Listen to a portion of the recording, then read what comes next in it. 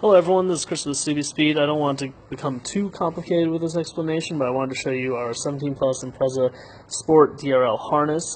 This is the harness right here, these two connectors, and then this wire running up to the splitter. I have it hooked up here to simulate this being your factory low beam, which would usually be connected like right up here to the factory harness.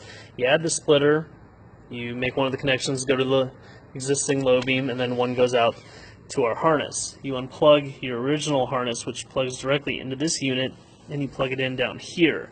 And you use our connector on the end of our harness and plug it back into your factory DRL, and you're going to do this on both sides of your vehicle. So this light will stay on when your headlights turn on when you're in low beam, and the existing normal DRL functionality when you turn the vehicle on and put it in drive will remain intact. So you get in your vehicle, you put it in drive, the DRLs go on,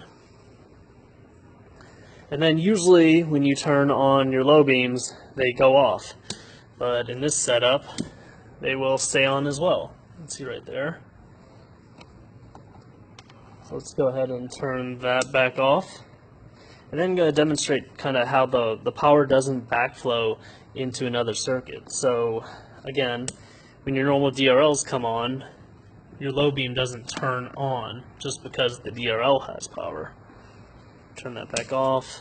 Again, low beams come on and you have both.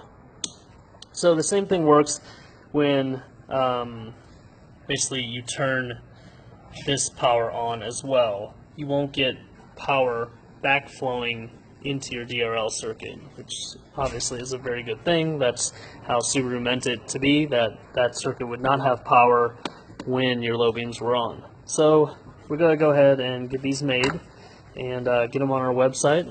Probably be available in the next couple of weeks.